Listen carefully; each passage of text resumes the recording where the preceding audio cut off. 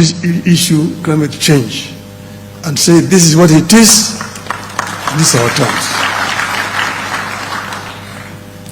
Gender equality and inclusion. In this ideal Africa, gender equality is not just an aspiration, it is a reality.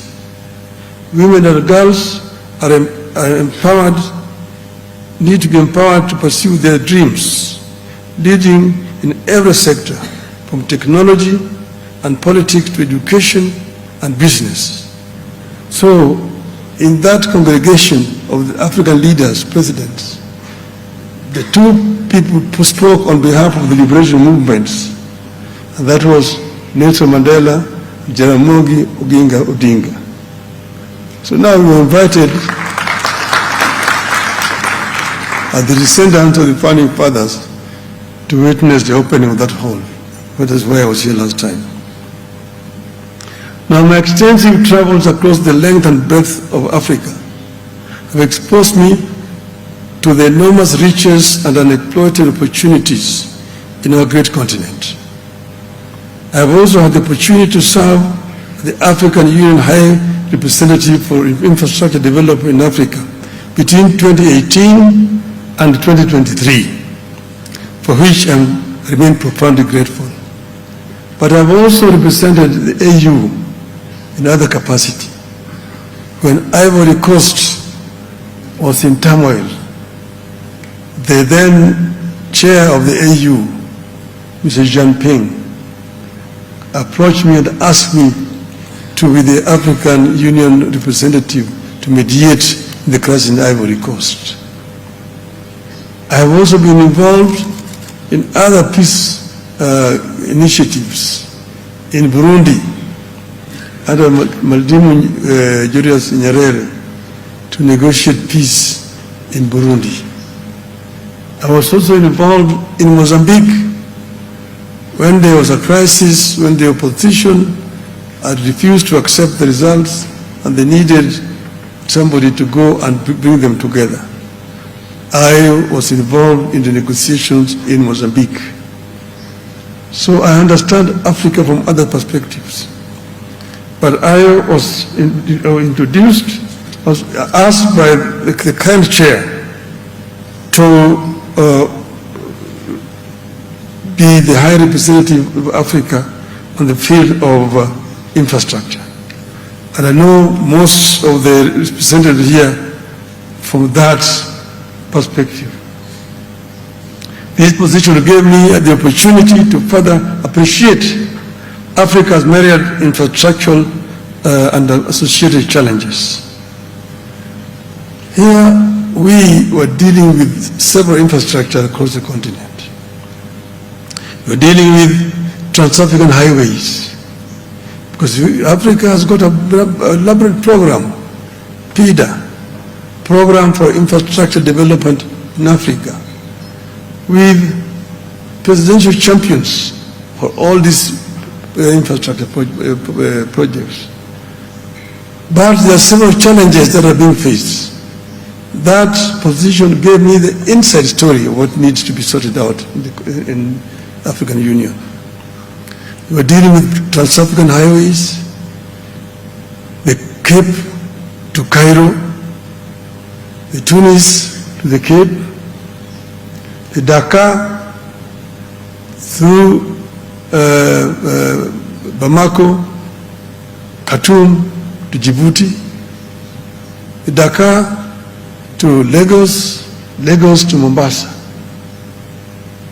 Then you have the trans-African high-speed railway networks from Beira in Mozambique through Zambia, DRC to Lobito in Angola, and then down to Walvis Bay in Namibia. Then you have the Trans-African high-speed railway, again from Lagos through the western coast all the way to Cairo. Then you have the LAPSET, the Lamu Port, South Sudan and Ethiopia corridor, which we later on revised to move the railway line from the port of Lamu in Kenya through South Sudan, the Central African Republic, Cameroon port of Kribi, to create a land bridge that links the Atlantic and Indian Ocean and opening up the interior of the continent to transport and trade. These were major challenges. Then we are dealing also with energy. Africa is the richest continent in as far as green energy potential is concerned. The green energy, the solar, the sun is here from January to December. Then if you've got geothermal potential in the Rift Valley, then you've got wind potential around the continent. You've got the hydro potentials in the continent. These are the areas. In the Inga Dam in Congo, you can generate over 100 gigawatts of power. And then you can use that to supply energy across the continent and lower the cost of energy in the continent. You have got the Southern African Power Pool, you've got the Eastern African Power Pool, the Central African Power Pool, the West African Power Pool, and the North. And you can interconnect these power pools and bring down the cost of energy to what is acceptable universally. In some places in the continent, like if you go to the Gambia, the cost of electricity is 38 US cents per unit. What can you do with that? In some places, it is 4 US cents per unit. So if you want to be able to process the raw materials that are available in abundance in the continent, you must address the issue of energy acceptability in our continent. And that was one of the issues we dealt with. The issue of high-speed connectivity, fiber optics, was another one, to connect all the African capitals so that communication can become much easier and faster and give our people access to the internet. Then the open skies was another issue. Open skies to bring down the cost of air transport on the continent. Africa is huge, and the infrastructure down on the roads and highways and railways are not fully developed. But you've got the skies, which are free. You don't need to construct anything.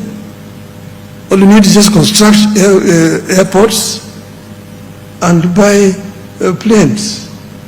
That's all. But then there are barriers which have been put there. Each and every country has got their own air traffic control. And to prescribe the airspace, you have to get a permission and you have to pay. And this makes the air transport so expensive in Africa, where the air transport is mostly needed. The air transport in Africa is much more expensive than it is in Europe. In Europe, they've got one European air traffic control. And once you've been cleared, you can just fly. You only inform the other countries that I'm overflying, and you have no problem. In Africa, you have to wait days to be given a clearance if you are trying to fly with your own aeroplane. The other time, I was trying to fly from Dar es Salaam to Niamey in Niger for a conference.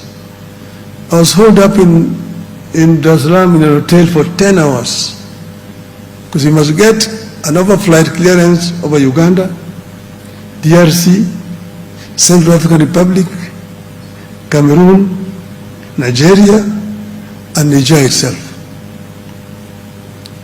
At that time, I was going for the funeral of the president of Namibia. I'm sitting in Nairobi at the airport for 3 hours to get clearance over Tanzania, DRC, Zambia, Botswana, and Namibia itself. So these are self-imposed restrictions on our continent. This is what we call the low-hanging fruits that you can harvest without a problem. But these are still there as a challenge. These are some of the problems that we were dealing with when I was there. And saying that this means a challenge that we need to deal with going forward. Then, in the continent, we have the youth. The youth is the biggest asset that we have in our continent. African continent is a young continent because 70% of our youth are below the age of 35.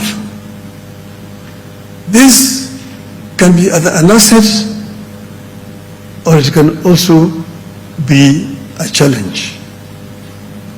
Because the youth, if they are not empowered, they become a drag on the economy. They become drug addicts. They become criminals. And they become a drag on the economy. But if they're empowered with skills,